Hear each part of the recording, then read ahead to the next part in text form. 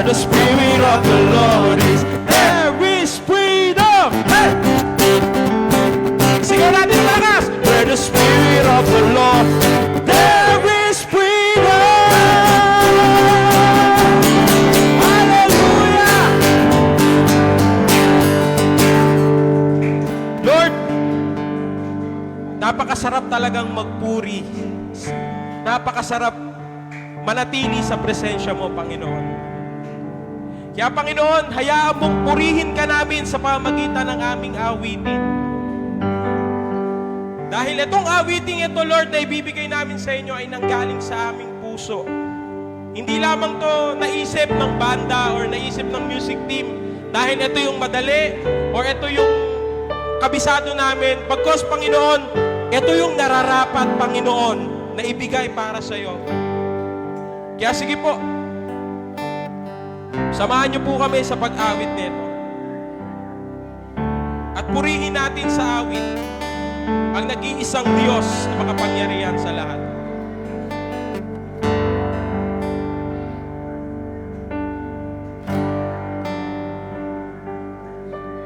Walang hanggan, katapatan sa buhay ko'y lagi mong laan. Narito dahil sa biyaya mo,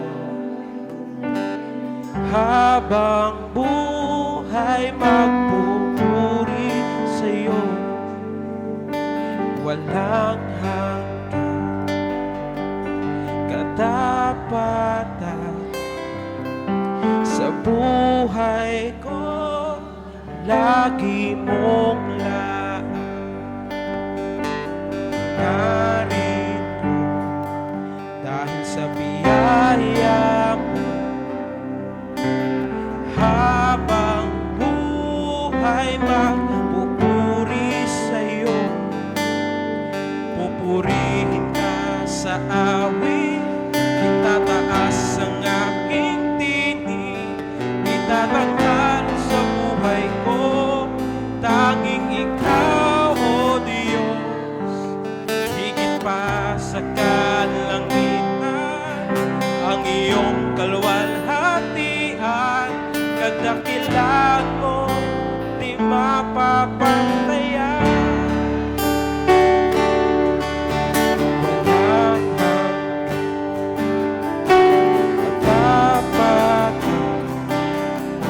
Sa buhay ko'y lagi mong laan.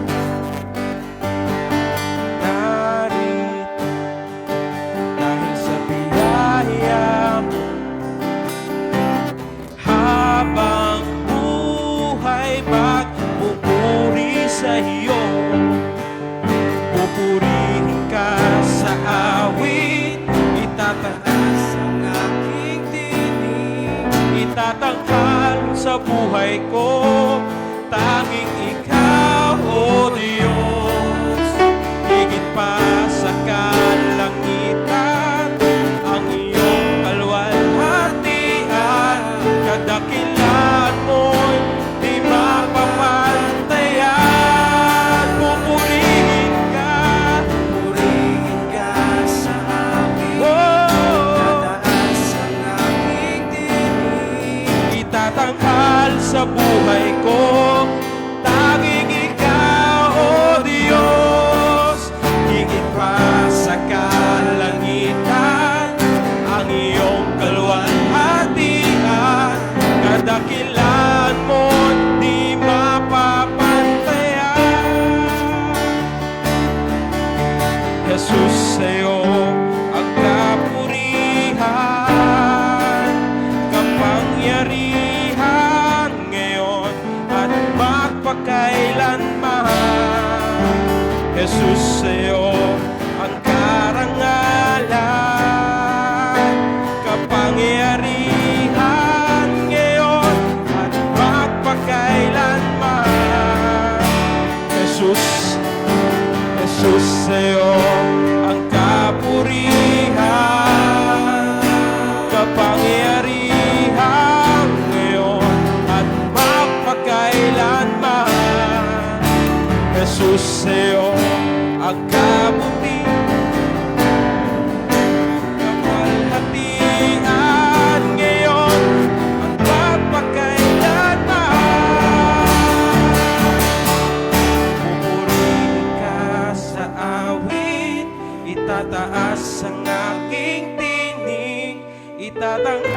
sa buhay ko, tanging ikaw, O Diyos. Higit pa sa kalangitan, ang iyong kalwalhatian, kadakilaan mo'y di mapapatayan. Pupurihin ka sa amin, itataas ang aking tinig, itatanghal sa buhay ko, tanging ikaw, O Diyos. Higit pa sa kalangitan, ang iyong kalwalhatian, kadakilaan mo'y di mapapantayan. Kadakilaan mo'y di mapapantayan. Jesus. Yes, Lord. Wala talagang makakapantay sa kadakilaan mo, O Diyos. Lalo na sa sakripisyong ginawa mo sa krus ng Kalbaryo. Kaya, Lord, kaya kami narito, Panginoon, dahil sa iyong kabutihan, dahil sa iyong kagustuhan, O Lord. Hindi aksidente, Panginoon, na itong mga kabataang ito, itong mga taong ito, Panginoon, na nandito, Panginoon, ay dinala nyo. Walang anumang aksidente, Panginoon, bagkos pinlano nyo na to, Panginoon, matagal na. Kaya, Panginoon, ngayon pa lamang, itinataas namin ang papuri at pasalamat sa tanging pangalan lamang ng iyong anak na si Jesus. Ang lahat ng anak ng Diyos ay magsabi ng Amen, Amen, Amen.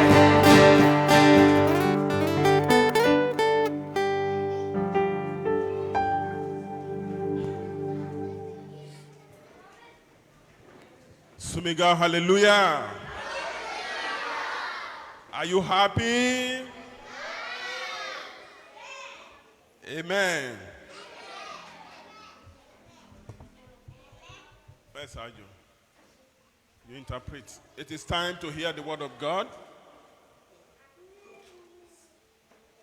Ayun, no? So, ngayong oras na to, tayo'y dumako sa salita ng Diyos. And I will not waste your time. At hindi sasayangin ni Pastor ang inyong mga oras. Or children, don't make noise. Mga kabataan, mga children, pwede po ba naming hilingin na wag po muna tayo mag-ingay? Okay po ba I yun? want everybody to be Okay. very attentive. Yan, at gusto ni Pastor na lahat tayo ay maging attentive or makinig lamang sa mga sasabihin ni Pastor. Okay po ba yun? I will spend a very short time. Konting oras lang yung igugugol ni Pastor para sa kanyang pagsasalita. But I believe the Lord will bless you. Pero naniniwala si Pastor na pagpapalain kayo ng Diyos ngayong araw na ito. Amen po ba? Amen. Shall we rise to pray? Pwede po ba tayong tumayo? Tayo po yung manalangin. Shh. Please close your eyes and let us pray. Close your eyes. You are not here with me. Close your eyes and let us pray. Tayo po'y pumikit at manalangin. No noise, children. Shh. Father, we thank you. We appreciate you this afternoon. Thank you for bringing all your children to your presence to be blessed this afternoon. Father, we are before you. Shh.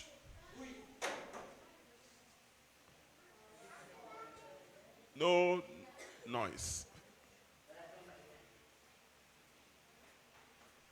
Lord, we are before you this afternoon. We look up to you to bless us. Bless your people. Let their coming not be in vain.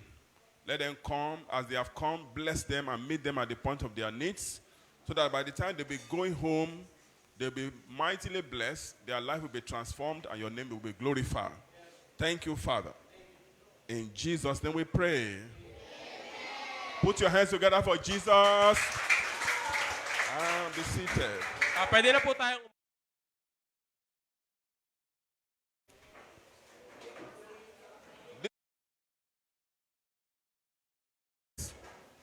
The cost of following Jesus. Yung topic na pag-aaralan natin ngayon ang title nito ay ang mga magiging The cost. ano ba pwede sa cost? Mga pwedeng mangyari kapag tayo ay sumunod sa ating Panginoong Hesukristo. The cost of following Jesus. Ang mga pwedeng mangyari kapag tayo ay sumunod sa ating Panginoong Hesukristo. If you want to follow somebody, Sabi nga ni Pastor, kung gusto mong sumunod sa isang tao, you must know the person very well. kailangan kilala mo tong taong to ng lubusan. Sa mga kabataan, Your parents used to tell you that don't follow anybody you do not know. laging sinasabi sa atin, di ba, ng mga magulang natin, mga kabataan, na huwag sasama sa mga taong hindi natin kilala. If you see a stranger come to your community and is asking you to come and you don't know the person, don't follow. That is the instruction of your parents. Ayun nga, no? Sabi nga ni Pastor, no, laging sinasabi ng mga magulang natin, no, na kapag may isang tao na pumunta sa lugar natin at hindi naman natin kilala at sinabi sa atin na, halika, sama ka sa akin, may pupuntahan tayo. Huwag na huwag kayong sasama. Because there is a lot of budo-budo gang. Ayun nga, kasi sa panahon natin ngayon, delikado na, marami ng masasamang tao. That is why, even as Christians, we must know Jesus before we can follow him. Diba? Kaya nga tayo mga Kristiyano, kailangan kilala muna natin ng lubos ang ating Panginoong Diyos bago tayo sumunod sa Kanya. Tama po ba? Many people, they want to follow Jesus but they don't know him. Kasi maraming tao ngayon ay nasumusunod sa Panginoon pero hindi naman nila kilala ng lubos kung sino ba talaga si Jesus. Before you can follow Jesus, you must know Jesus as your Lord and Savior. Kasi bago tayo sumunod sa Panginoon, kailangan kilala muna natin ang ating Diyos, di ba? You must know that Jesus is the one that came to the world to die on the cross for your sin, to take away your sin. At dapat, kilala mo at alam mo na si Jesus, ang Diyos na namatay sa krus para tubusin tayo sa ating pagkakasala. So before you can follow him, you must confess to him that you are a sinner and that you need him in your life to be your Savior. Kaya bago tayo sumunod sa ating Panginoong Diyos, kailangan pagsisihan muna natin yung kasalanan natin sa Kanya bago tayo sumunod ng lubusan. Tama Before po you ba? can follow Jesus, you must first of all invite him into your heart. At bago tayo sumunod sa ating Panginoong Yesus, kailangan anyayahan muna natin siya, tanggapin natin siya ng buong puso bago tayo sumunod sa Kanya. No noise, I'm watching the two of you. No talking. Shh. So, when you want to follow him, you must allow him to come into your heart, to take possession of your life. Kaya kung sinasabi mo na gusto mong sumunod sa Panginoon, kailangan hayaan mong ang Diyos ang mismong kokontrol ng puso mo at ng buhay mo. You must give him room in your heart. Kailangan bigyan mo siya ng puwang sa puso mo. Jesus said, I come to the door, I'm knocking. If anybody will open the door of his or her heart to me, I will come in unto him and I will live in him. Sabi nga ng Panginoon, no, naririto ako sa pinto ng iyong puso, kumakatok, at kung sino man ang magbukas nito, ako'y papasok at ako'y mananahan dun sa pusong yun. If Jesus is not living in you, you cannot follow him. Kaya lagi natin tatandaan, kung wala si Kristo sa puso mo, hindi mo kayang sumunod sa lahat ng gusto niyang ipagawa sa'yo. Amen? And if Jesus wants to come into your life, he will come in and take 100% of your heart. At kung si Jesus man ay papasok sa iyong puso, kokontrolin ng Panginoon lahat sa iyo. Ibig sabihin, 100% ng laman ng puso mo, kokontrolin ng Panginoon at pati na rin ang buhay mo. He cannot live in your heart with another person inside. Hindi pwedeng manirahan ng Panginoong Diyos sa puso mo kung meron pang ibang nakalagay diyan or merong ibang naninirahan sa puso mo. Whenever he comes to your heart, all the strangers must leave, must go away.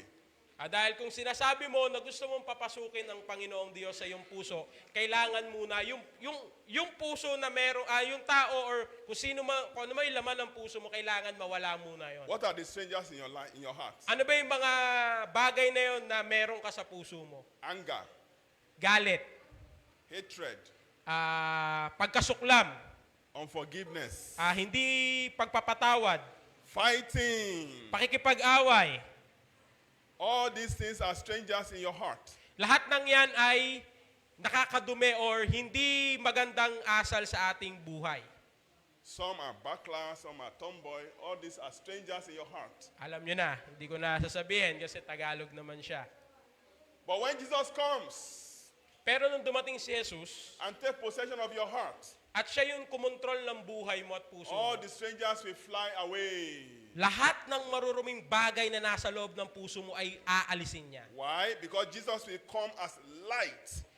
Kasi darating si Jesus sa iyong puso na parang isang liwanag. And when light comes, darkness disappears. At kapag ang liwanag ay dumating, lahat ng kadiliman sa buhay mo ay All aalis. those sin in your heart, they are darkness. When Jesus comes, the light of Jesus will drive away all the darkness. Dahil lahat ng kasalanan na meron ka sa puso mo or sa buhay mo or sa mga ginagawa mo pa rin hanggang ngayon, lahat yan ay kadiliman. Kaya kapag dumating si Jesus sa'yo, parang isang liwanag yon. Na kapag dumating siya, lahat ng parte ng buhay mo na madilim, magliliwanag. That is why Jesus said in Luke chapter 9 verse 23 to 25, if any man will come after me, let him deny himself and take up his cross daily and follow me. Kaya nga 'di ba, sabi ng Panginoong Diyos sa Luke, 'di ba? Kung sino man ang nagsasabi na gustong sumunod sa akin, sige, sumunod ka, buhatin mo at sarili mong cross at kalimutan mo ang iyong sarili. Say, for whosoever will save his life shall lose it. And whosoever shall lose his life for my sake, he will gain it. Sabi nga rito, 'di ba, kung sino man ang magkakaroon ng interes sa buhay na to, ay siya ang mawawalan. Pero kapag itong buhay mo ay binigay mo sa kanya, ikaw ay mas lalong magkakaroon. I can see that many of you are youths and teenagers. Nakikita ni Pastor na lahat sa atin dito is bata pa. This is the best time for you to give your life to Jesus. Dahil ito talaga yung pinaka-perfect time na Hello? ibigay mo yung puso mo sa Panginoon. This is the perfect time for you to give your life to Jesus. Ito yung pinakatamang panahon na ibigay mo at ipagkaloob mo sa Panginoon yung buhay mo. Before sin will come to pollute your life. Bago pa mapolusyon ng kasalanan niyang buhay mo. When you give your life to Jesus at this time, Pero kung ibibigay mo yung buhay mo sa Panginoon ngayong araw na to, and you begin to follow Him, at sasabihin mo sa sarili mo na gusto mong sumunod sa Panginoon, your life will be excellent, your life will be good, your future will be bright. ang buhay mo ay magkakaroon ng kapayapaan at ang buhay mo ay magkakaroon ng napakagandang hinaharap. You will be able to fulfill the purpose of God for your life on earth. At magagawa mo ang lahat ng gustong gawin ng Diyos sa buhay mo. Your ways will be smooth. At yung mga lalakaran mo ay magiging patag or walang magiging sagabal. You will not have accidents. Hindi ka kailanman magkakaroon ng aksidente. Amen? You know what is accident? Alam niyo po ba yung meaning ng aksidente? When you are coming from Antipolo to Teresa, the road is like this, diba? And they were right there. Accident-prone area, drive slowly. Ayun, no? Kung titignan niya natin, no, kung babiyahe tayo mula Teresa hanggang Antipolo, meron dyan yung pinakataas yan na natatanaw natin, ba pasigsag yan? Ano nakalagay dyan na sign? Accident-prone area. Kaya magmaneho ng marahan.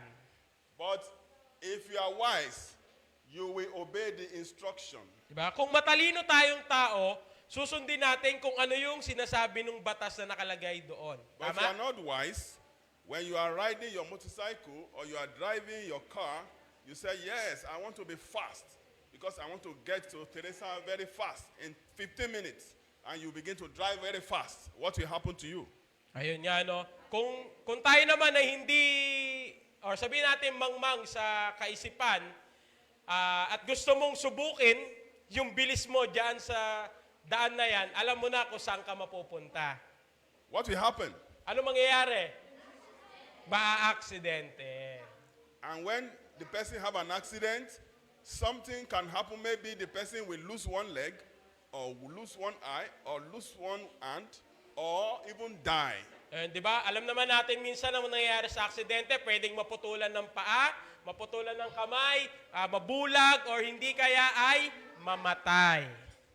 Why? Because he did not follow the instruction. Bakit? Kasi hindi siya sumunod doon sa babala na ibinigay ng gobyerno doon sa daan na yon. But if you follow the instruction, you will not accident and you will arrive where you are going safely.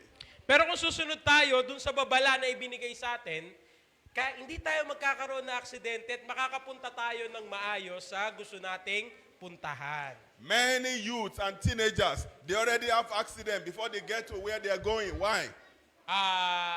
Sa totoo lang sa datos na dito sa Pilipinas, no, napakaraming kabataan ngayon ang nalalagay sa disgrasya at hindi nakakapunta sa gusto nilang puntahan sa buhay dahil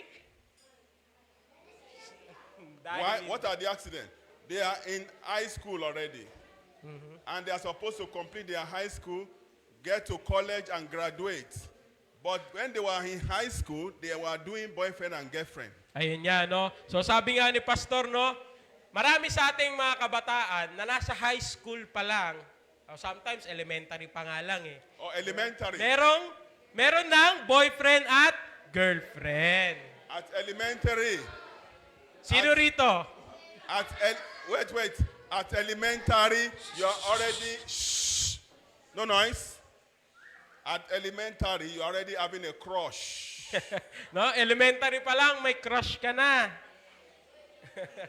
And instead of reading your book, you are already thinking of a crush. Diba? Imbis na pagtuunan natin ng pansin yung pagbabasa or pag-aaral, mas inuuna natin yung crush. When you are given instruction that you should live your life for Jesus, live a righteous life, run away from sin, but you are having a crush.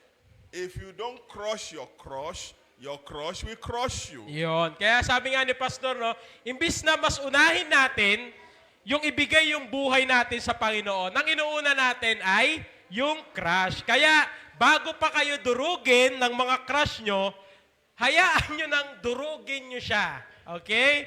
Okay. Because the stage you are now as a teenager, there is an instruction. Accident-prone area. Ayan. Kasi sa edad nating to, sali ko na yung sarili ko, ha? Sa edad nating to, ito yung edad na nandun tayo sa sinatawag na accident-prone area. Don't rush. Huwag magmamadali. Wait until you graduate, you get a job, and then you get married before you can have a crush. At lagi natin tatandaan, bago tayo magkaroon ng crush or boyfriend, girlfriend, tapusin muna natin ang ating pag-aaral, magkaroon tayo ng magandang trabaho, kaya para doon, hindi tayo magiging mahirap. Tama. So what are you supposed to do now? Face your studies and face Jesus. O, kaya ngayon, ano ang dapat nating gawin? Unahin ang pag-aaral at unahin si Jesus. Ayan. No crush. Wala munang crush. Makakapaghintay yan. No puppy love. O, wala muna yung pansamantalang pag-ibig. No puppy love. O, yung puppy love is yung panandaliang pag-ibig. Because you don't know what is love. Dahil hindi mo pa alam ang totoong meaning ng pagmamahal. That boy that is telling you, I love you. Dahil yung lalaki na yon na nagsabi or yung babae na yon na nagsabi na mahal ka niya, I can do anything for you. na kaya kong gawin lahat para sa'yo, He's telling you, I love you more than my mother. nasasabihin ng lalaki or ng babae na yun na mas mahal kita kaysa sa mga magulang ko, When you become pregnant, it will run away to the province. mga babae, kaya lagi niyong tatandaan, kapag yun ang sinabi at nabuntis kayo at umalis, kawawa kayo. Why? Kasi Because now you don't have a job, ngayon wala pa kayong trabaho, You are living with your parents. nakatira pa rin kayo sa poder ng iyong mga magulang. Your parents are still the one feeding you. At yung magulang mo ang siyang nagpapakain pa rin mula sa iyo hanggang They are the ngayon. one clothing you. Sila pa rin yung bumibili ng mga damit mo. They are the one paying and sending you to school. At sila pa rin naman ang nagbabayad at nagbibigay ng baon sa inyo sa araw-araw sa So school. tell that boy, no, I am not ready for that. Kaya sabihin nyo muna doon sa mga tao nagkakakras sa inyo, please lang, hindi pa ako handa. Tell the girl, no, I am not ready for that. At sa mga lalaki naman, sabihin nyo, babae, hindi pa ako handang magkaroon ng girlfriend. Why? Because that is accident-prone area. Kasi Drive slowly. nandito pa rin tayo sa buhay natin na huwag tayo kailanman magmadali. Okay? Kasi ang mga kabataan ngayon ay malapit sa tukso. Because if you rush and you become pregnant, then your husband will be a construction worker. Kasi kapag nagmadali ka at nagkaroon ka ng anak, ang magiging asawa mo ay construction worker lang. Or if he does not even have a job, Or then tambay. what will happen to you and the baby? Anong mangyayari sa'yo saka sa anak mo? So tell your neighbor, drive slowly. Kaya sabihin mo sa katabi mo, huwag magmaneho ng mabilis. Okay, at huwag magmamadali. Tell your neighbor, accident-prone area, drive slowly. Sabihin mo, accident-prone area, kaya huwag magmamadaling magmaneho or huwag magmamadali sa buhay. Amen? Amen po ba? So that you wait until you graduate from college, you have a job, and you can take care of a family, and you can take care of your parents also. Amen. Kaya nga, di ba, ang mas maganda nating gawin, mag-aral tayo ng mabuti. Kapag nakapagtapos tayo ng pag-aaral at nakakuha tayo ng magandang trabaho, kaya na nating suportahan yung pamilya natin at ang ating mga magulang. So, every one of us, we must be ready to follow Jesus. Kaya dapat lahat sa atin na naririto, handa mong sundin si Jesus. When you want to follow Jesus, deny yourself of sin. Kasi kung sinasabi mo ngayon na handa ka ng sumunod sa Panginoon, kailangan kalimutan mo yung sarili mo Say na ikaw no ay to makasalanan. kasalanan. At wag na kailanman magkakaroon ng kasalanan. Tell Okay? your neighbor, Sabi mo sa tabi mo, no to kasalanan. ayoko na sa kasalanan. Again, tell your neighbor, no to kasalanan. Sabi mo sa katabi mo, ayoko na sa kasalanan. I am ready to follow Jesus. At handa na akong sumunod sa aking Panginoong Jesus. Shh. Quiet. Yung nasa likod, tahimik po. We are in God's presence, no noise. Dahil tayo ay nag-aaral ng salita ng Diyos, kaya please, wag pong Say maingay. once again, I am ready Sabihin niyo ulit, ako ay handa na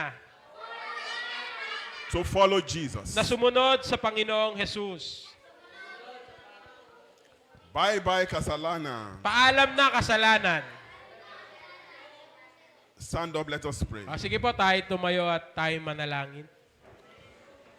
How many of you are ready to follow Jesus? Can I see your hand up? Sino sa inyo rito yung sinasabi mo na handa ka na sumunod sa Panginoon?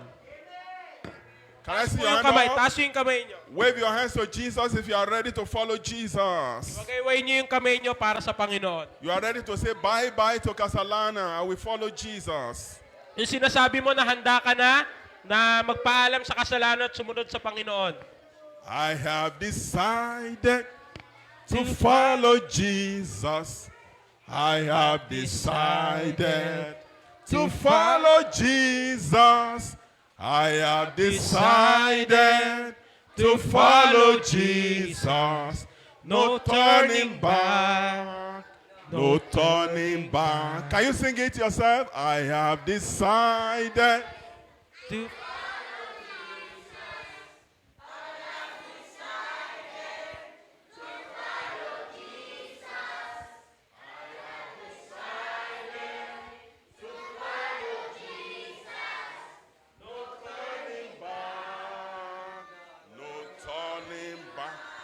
Close your eyes and let us pray. Tayo po'y pumikit at tayo All mananalangin. eyes closed, no noise. Lahat po ng mata ay ipikit Shh. No noise. at No wala pong talking. maingay at wala pong Close mag-uusap. your eyes. Somebody is still opening. Ipikit nyo lang po yung inyong manatili lang po tayong nakapikit. Don't open your eyes so that the angels will not touch your eyes. Close your eyes.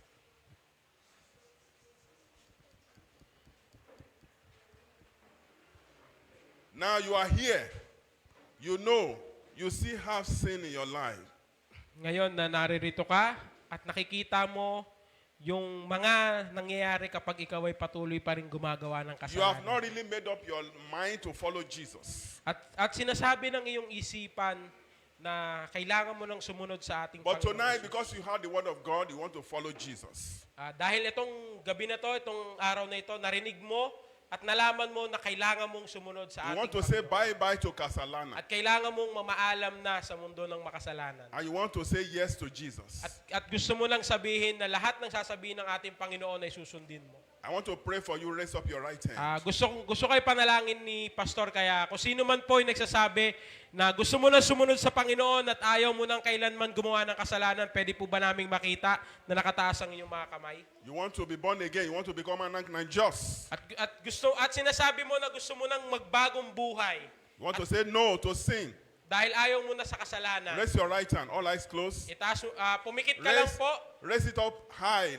Ipikit lang natin yung ating mga mata at Raise it itaas mo lang kung sino ka man na sinasabi mo Above na ayaw your mo na head, sa above your kasalanan. head, above your Sige head. po, I taas want nyo to po pray. ng mataas. Yung want to nakikita pray. po namin. I want to pray. Yes. Say after me, Lord Jesus. Ulitin po natin yung sinabi ni Pastor. Lord Jesus. I thank you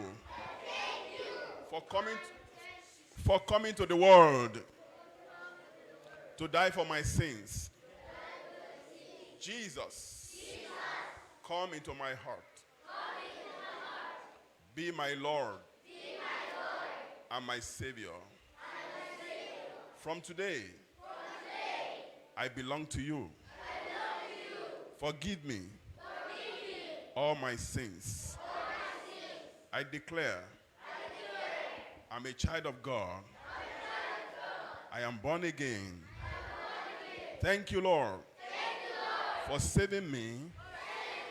In Jesus' name, amen. Amen. Now, I want to pray for you. Raise your right hand. Manatili lang po nakataas yung kamay at hayaan po natin na ipanalangin tayo ni Pastor. Father, in the name of Jesus, thank you, Father, for these children. They have become yours because they have acknowledged you as their Lord and Savior. Therefore, Lord, I pray, forgive them of their sins and give them the power to live for you a righteous life, a holy life. Power to live above sin. Release unto them in Jesus' name. Every chain and every yoke of sin over your life, I command them broken in Jesus' name. I pray that your Holy Spirit will fill their heart, will fill their life, and they will receive grace to begin to live for you and to fulfill for your purpose in their life in Jesus' name. Thank you, Heavenly Father. In Jesus' name we pray. Come on, put your hands together for Jesus. Hallelujah. Please be seated. Maaari na po tayong umupo.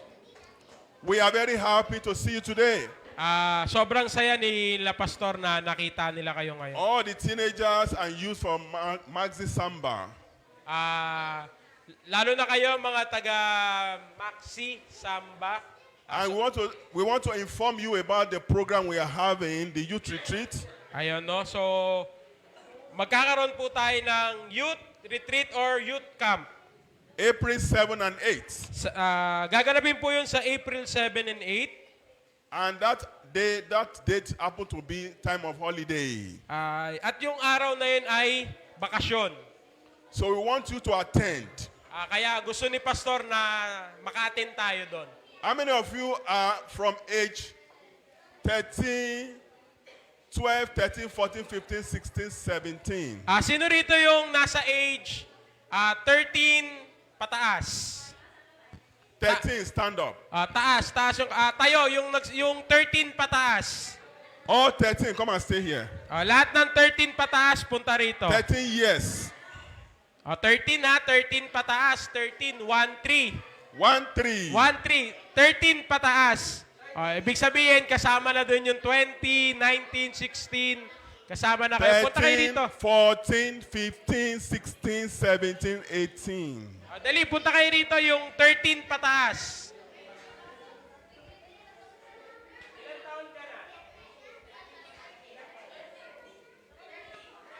13, 14, 15, 16, 17, 18, 19, 20.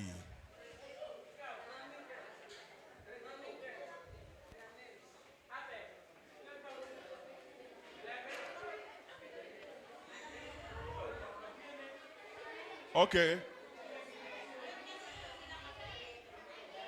Write their names, their age. Huwag po maingay. Ilan taon ka na, kuya? Now, let me explain to you. 12. Ikaw. Let me explain to them about the youth camp. Explain to them that the youth camp is for one night, April 7 and 8, and it's free accommodation and free feeding, free registration, and free transport.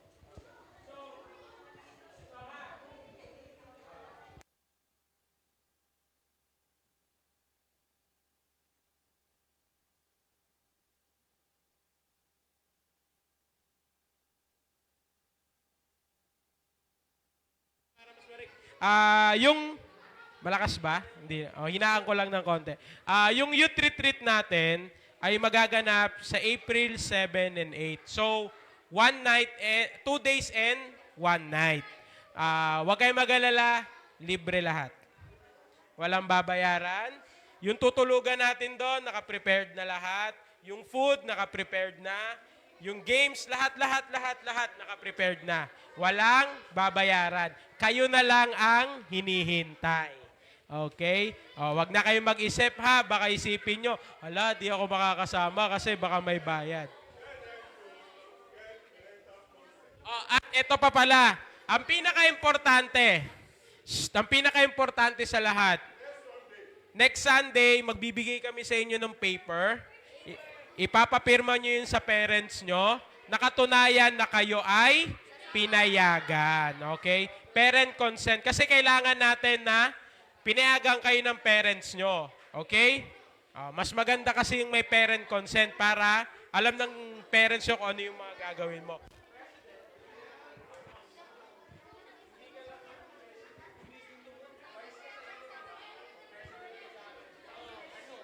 So, ganun yung mangyayari, ha? Kaya, alam nyo ba kung ano lang gagawin natin doon? Mag-e-enjoy lang tayo. Wala tayong ibang isipin kasi wala tayong babayaran, wala lahat. Basta, ang pinakagusto lang namin, mas lalo nyo pang makilala si Lord, sa Taytay lang siya. So, malapit lang. Sa Taytay lang. Diyan sa may Sitio Bato-Bato. Kung alam niyo yung Sitio Bato-Bato, puro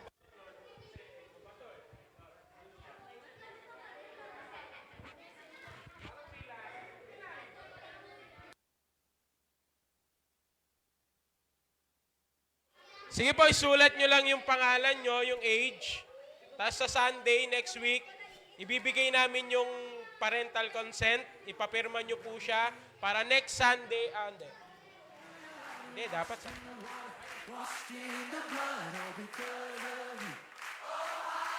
Let's go.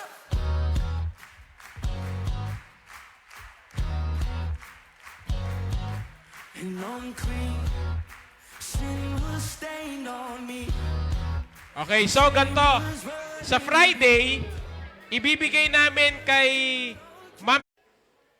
Yung mga mag-special number dito sa offering, pagkatapos, habang pong nagbibigay tayo, mag-special number yung yung mga youth.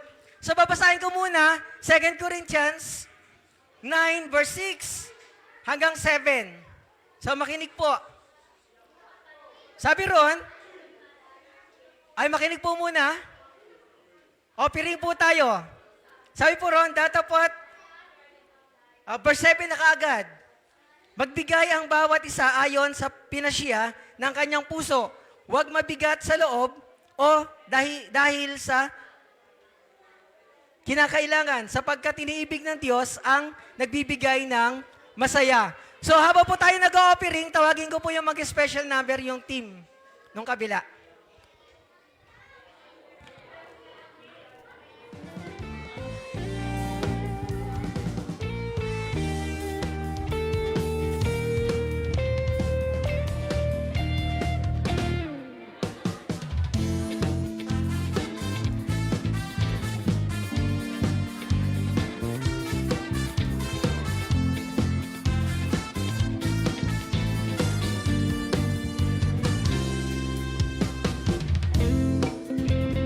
Praise the Lord. Sa music team, one way daw ang kakantahin nila.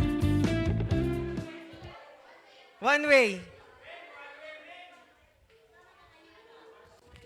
So habang pong kumakanta sila, magbigay po tayo sa Panginoon.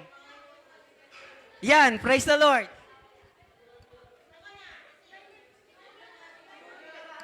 Hello, hello.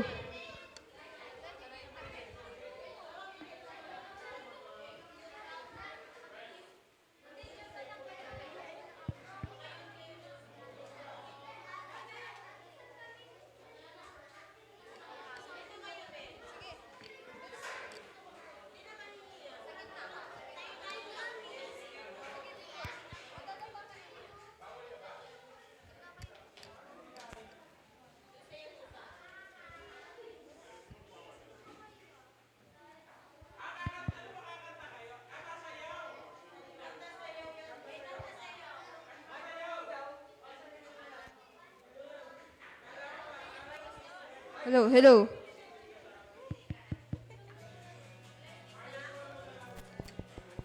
Hello, hello, hello. Hello, hello. Hello, hello.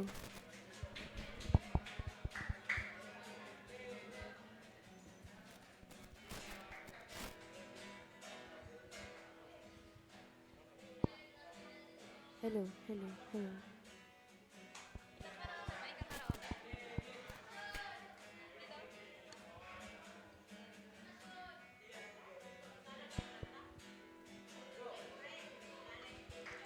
I lay my life down at your feet, 'cause you're the only one I need. I turn to you and you were always there.